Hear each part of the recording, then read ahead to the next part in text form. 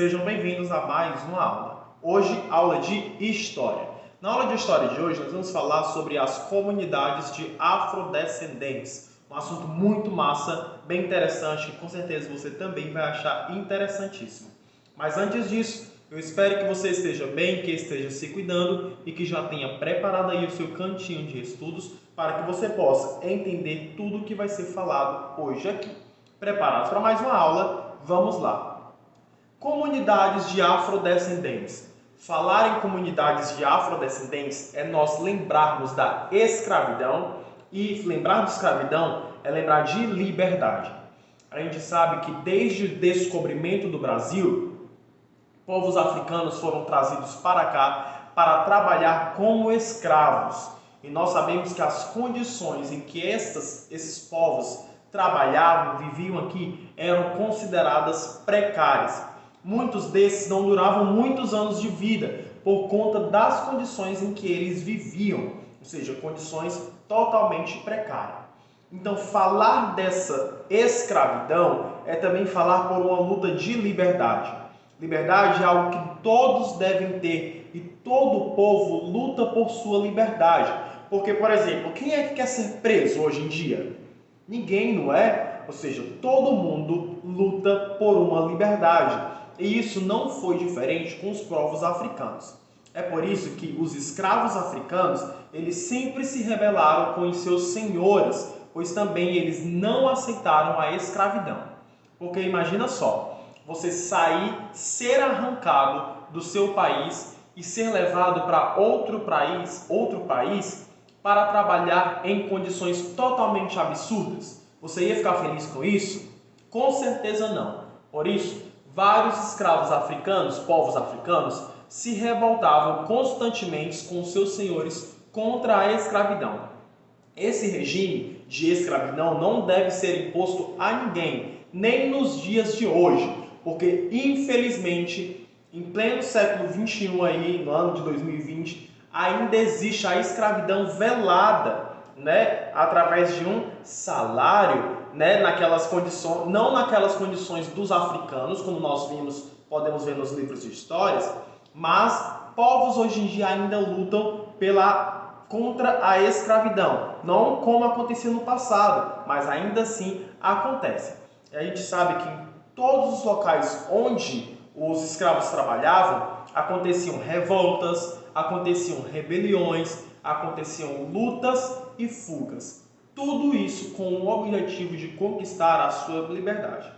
Em alguns locais, os escravos fugitivos organizavam-se em quilombos. E é essa a palavra-chave que nós temos que gravar aqui na aula de hoje. Os quilombos. Então, muitos desses povos que fugiam desses locais de trabalho, eles começavam a se organizar em quilombos. O quilombo era um local de refúgio aí para os escravos que eram fugidos, ou seja, eles fugiam pelas florestas, fugiam mata adentro e eles iam se refugiar em quilombos. Alguns quilombos chegaram a ser muito grandes e conhecidíssimos, como o quilombo dos Palmares, que ficava entre Alagoas e Pernambuco. Esse quilombo chegou a contar aí com milhares de pessoas, ou seja, muitas pessoas, e eram literalmente locais onde onde os escravos fugiam dos seus senhores, se rebelavam contra os seus senhores e eles iam para os quilombos aí como forma de proteção. Sabe-se que havia quilombo desde mais ou menos o ano de 1830 até mais ou menos 1888, na época da abolição da escravidão. Então, desde que os africanos foram trazidos para o Brasil e colocados em condições horríveis para trabalhar, foram começando-se a criar aí quilombos e até provavelmente aí a abolição da escravidão. Então, quase sempre existiu quilombo, porque era uma forma de literalmente fugir da realidade a qual eles estavam presos. Saber que um quilombo existia já era, querendo ou não, aí, um incentivo a mais para que houvesse mais revoltas, mais rebeliões e mais escravos pudessem lutar aí por sua liberdade.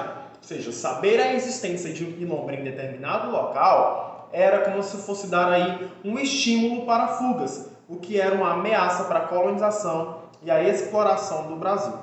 Os quilombos eles sempre foram perseguidos pelos donos dos escravos, que tentavam destruir e recuperar os fugitivos.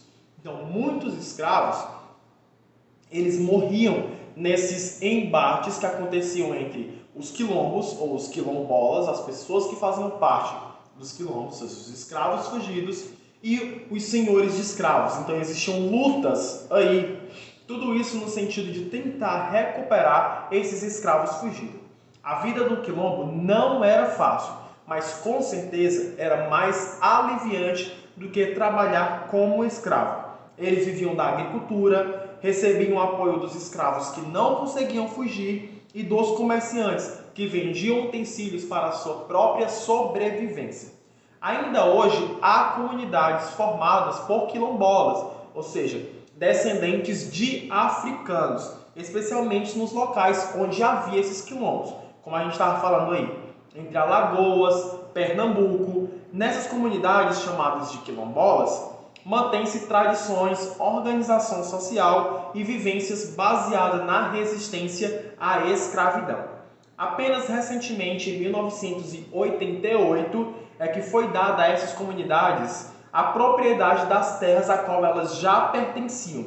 Além disso, essas terras foram reconhecidas como lembranças históricas dos quilombos. Ou seja, ainda hoje existem comunidades que são descendentes aí de africanos, ou seja, pessoas que fugiam da realidade dura da qual eles trabalhavam e se refugiavam nesses quilombos. Esses descendentes dessas pessoas, ou seja, netos, bisnetos, tataranetos dessas pessoas, ainda vivem nessas comunidades quilombolas e apenas em 1988 essas terras foram de fato, aí, por lei, nada mais justo, claro, a esses descendentes de africanos e reconhecidos aí como lembranças históricas dos quilombos. Então, os quilombos literalmente funcionavam aí como local de refúgio para aquela realidade dura.